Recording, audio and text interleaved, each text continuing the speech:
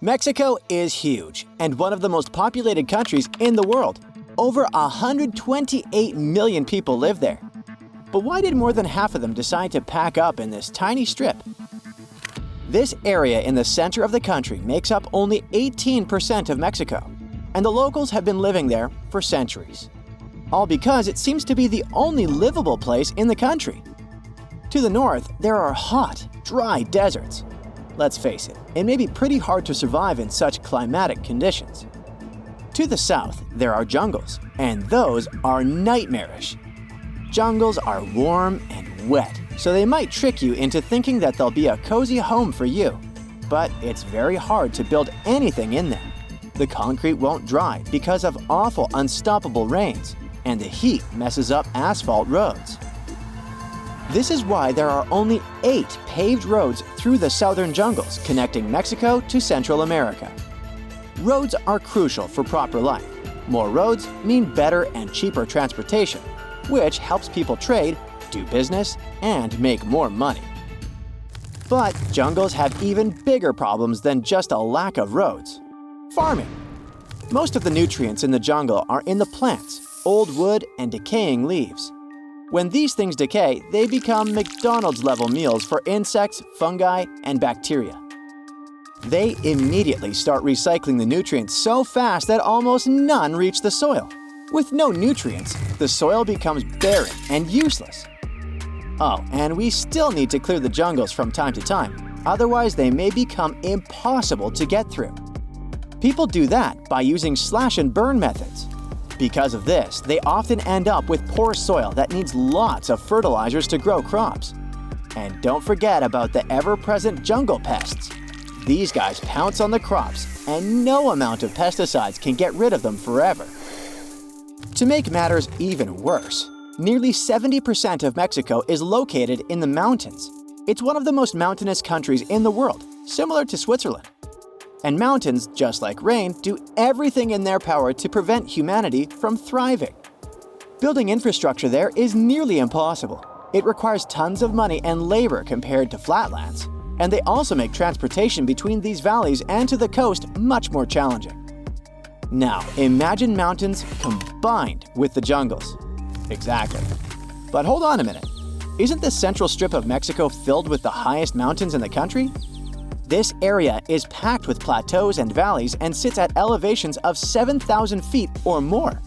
This is as high as a ski resort in Aspen, Colorado. Then why in the world does everyone still live here? Turns out, these are actually good mountains. Since they're so high, they block the hotness of the desert and the tropical zones. This way, they create cooler, drier, and more temperate climates. The soil here is super fertile and great for farming, all because of the plot twist. Many of the surrounding mountains are actually volcanoes. Volcanoes, while scary, can also be super useful. They've been erupting for millions of years, and when they do that, they mix rich minerals into the soil. They're like natural fertilizer. So the land here is perfect for growing crops, especially calorie-heavy grains like corn. That's why we get so much corn or maize from Mexico. Also, many volcanic areas have natural hot springs where people can relax and enjoy a warm soak. Finally, mountains help reduce the spread of viruses and insects. This is one of the reasons why Mesoamerica became one of the first cradles of civilization in history. Thousands of years ago, the ancient city of Teotihuacan thrived here. This city reached a population of at least 125,000 people, bigger than Monaco or Liechtenstein. It was one of the largest cities in the world at the time. Back in the days of the Aztec Empire, this area was home to 5 large lakes and many rivers that provided tons of fresh water for farming. Also, people used boats to transport goods. This boosted trading and cultural growth. But living in the mountains still isn't perfect. Only about 12% of Mexico's land is good for farming, so mostly people farm in the central volcanic valleys, where they've lived for centuries. Also, because the elevation is so high, the rivers flow from the mountains to the ocean. Gravity plays its tricks, and the currents accelerate and become stronger. Because of this, there's no cheap river transport between Mexico City and the ocean. The rivers are too dangerous for the ships. Instead, people have to rely on more expensive methods like roads, railways, and airplanes. Veracruz used to be the local star port. It was the only safe and calm place on the Gulf of Mexico. Since it was the only natural harbor for miles along Mexico's flat coastline, it was super important. Not only for locals, but also a hot target for invaders. And while mountains could keep Mexico's heartland kinda safe, protecting coastal areas was harder because of them. Connecting Veracruz to Mexico City was a massive headache. And don't forget that living near volcanoes is still scary. Every now and then they throw temper tantrums and start spewing lava, ash, and smoke everywhere. This is extremely dangerous, so locals have to evacuate to keep everyone safe. One famous volcanic event happened in 1943 with the Paricutin volcano. Imagine a farmer's surprise when a volcano suddenly erupted right in his cornfield. The volcano grew rapidly and buried 2 villages in lava and ash. Most people managed to evacuate in time, but not all of them. Another dramatic event was the eruption of El Chichon in 1982. This eruption was a big surprise and caused a lot of destruction.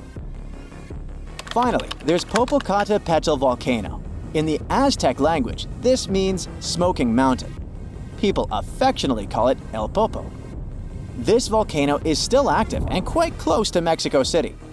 El Popo frequently lets off steam and ash, reminding everyone that it's very much alive. And living near El Popo means always being prepared that something might happen. Also, the reason why volcanoes are there is because the local tectonic plates are pretty active. The ground likes to move, which means that earthquakes aren't a rare occasion here either. Well, at least the climate on the Central Strip is nice, so modern construction materials like concrete and asphalt thrive here. Finally, we can build some roads, right? Oops, never mind. Because of the elevation, the locals only managed to build the first railroad in the 19th century. Meanwhile, the US had already built over 50,000 miles of tracks at the time. Can you imagine? Since Mexico is like a jigsaw puzzle of separate valleys, it's very tricky to build roads and railways through the mountains. Basically, there are no cheap ways to move goods in the country. But a few cities found a way to thrive outside the Central Strip. Chihuahua is one of the largest cities in Mexico, and it's doing pretty well. They boast good automotive and electronics industries. That's probably because it's connected to the US border, which really helps trading. Hermosillo is also located in the desert, but luckily it's right near the Gulf of California, so the temperatures aren't that awful. Plus, it helps marine trading. In this city, they even made up some advanced irrigation techniques that make the desert bloom. Also, Hermosillo is a major center for the aerospace industry. However, Mexico City still remains the life center in the country, and it's one of the world's largest megacities, with over 22 million people. But it's hard for the central government in Mexico City to control this puzzle of a country. Trading between the central valleys and the northern deserts or southern jungles is very tough, and supporting the economy may be sort of frustrating. That's it for today. So hey, if you pacified your curiosity, then give the video a like and share it with your friends. Or if you want more, just click on these videos and stay on the bright side.